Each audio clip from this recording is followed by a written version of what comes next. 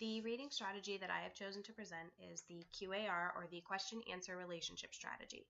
The QAR encourages students to learn how to answer questions better.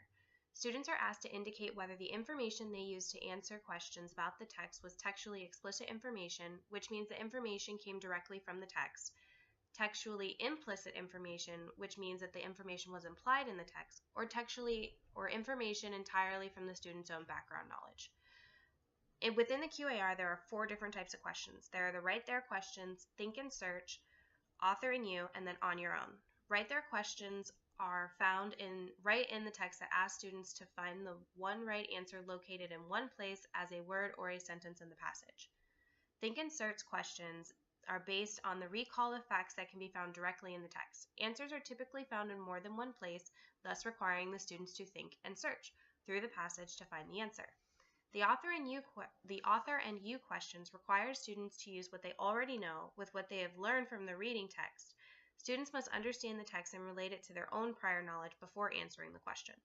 On Your Own questions are answered based on the student's prior knowledge and experiences. Reading the text may not be helpful to them when answering these types of questions.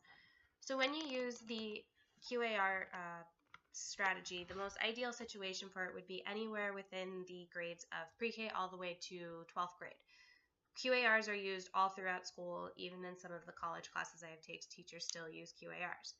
For the level of oral language proficiency, I would say the student at least needs to be a level 2, so this way you know that they do understand English. And content areas, QARs can be used for reading in English, writing, math, social studies, and even science. When using a QAR for reading in English, the QAR strategy can be used to discuss questioning. Discuss how active readers use questioning during their independent reading to ensure accurate comprehension. Tell students that active readers use questioning before reading to activate prior knowledge, during reading to ensure comprehension, and after reading to reflect on and summarize what they've read. Emphasize the types of questions you ask yourself. When using the QAR for writing, have students use QAR to discuss questions about pieces of writing. Students can write their own question-answer relationships about a student's essay, an editorial in the school newspaper, and so on. When using it for math, have students develop word problems based on 4 types of questions in the QAR strategy. Discuss the process that the students went through. Ask, were there some types of questions that were easier to write than others? Were there some types of questions that did not work with a certain situation? And then you ask why. Have the students keep a math journal in which they identify examples of each type of question. When using this with social studies, have the students use the QAR strategy to develop review questions for a chapter test in small cooperative groups. Students can use their textbooks and their notes to develop test questions and justify why they would be good questions. And when using it in science, you can look at the focus question at the beginning or end of a chapter in a textbook. Have students categorize and then answer the question. Have students examine how they categorize the question and make changes if needed based on their answers. The materials that can be used for a QAR would be chart paper, markers, easel, tape. So this way that you can show them a concept chart that there are 4 different types of questions, and then you can show examples of each type of question. So this way, whenever you do a QAR strategy with the children, they can continuously refer to it.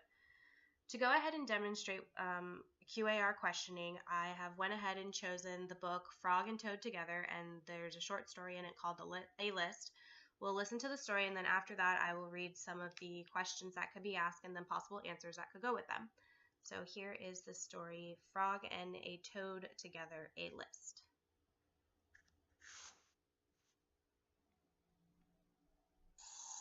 Frog and Toad Together by Arnold Lobel. The reading of this book is dedicated to Hayden, Maya, Mazzy, William, and Mariah. A List. One morning, Toad sat in bed. "I have many things to do," he said. "I will write them all down on a list so that I can remember them." Toad wrote on a piece of paper, "A list of things to do today." Then he wrote, "Wake up." "I have done that," said Toad, and he crossed out, "Wake up." Then Toad wrote other things on the paper. A list of things to do today. Wake up. Eat breakfast. get dressed, go to Frog's house, take a walk with Frog, eat lunch, take nap, play games with Frog, eat supper, go to sleep. There, said Toad. Now my day is all written down. He got out of bed and had something to eat. Then Toad crossed out, eat breakfast. Toad took his clothes out of the closet and put them on. Then he crossed out, get dressed. Toad put the list in his pocket. He opened the door and walked out into the morning. Soon Toad was at Frog's front door. He took the list from his pocket and crossed out, go to Frog's house. Toad knocked at the door. Hello, said Frog. Look at my list of things to do, said Toad. Oh, said Frog, that is very nice. Toad said, my list tells me that we will go for a walk. All right, said Frog, I am ready. Frog and Toad went on a long walk. Then Toad took the list from his pocket again. He crossed out, take walk with Frog. Just then there was a strong wind. It blew the list out of Toad's hand. The list blew high up into the air. Help, cried Toad. My list is blowing away. What will I do without my list?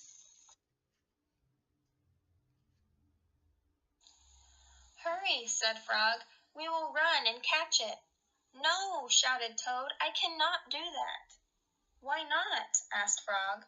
Because, wailed Toad, running after my list is not one of the things that I wrote on my list of things to do. Frog ran after the list.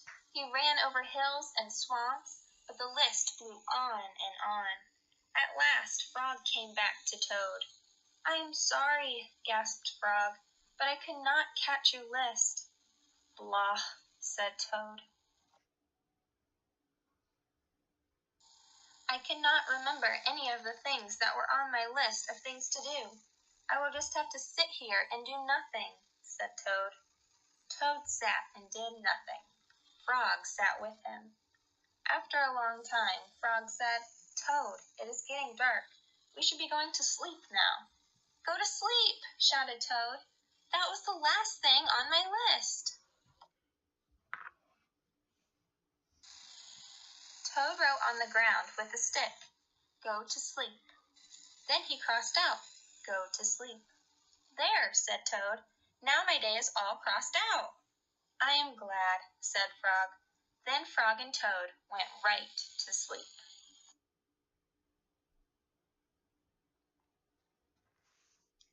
So after listening to the story, you could sit with your students and ask them questions such as this. For your right there questions, you could ask, what is the first thing Toad writes on his list? If you're doing this with the children or if you're having them do it independently, you would have the children answer the question on their own. But if you're actually doing a guided practice and doing it with them, you could actually go right to the page where the answer is and be like, when I turn to page 4, I see that the first thing Toad writes down on his list is wake up. The rest of the questions will be done as if this is a guided practice that you are doing with the students. Another example of a right there question for this story is, who is the friend that Toad goes to see?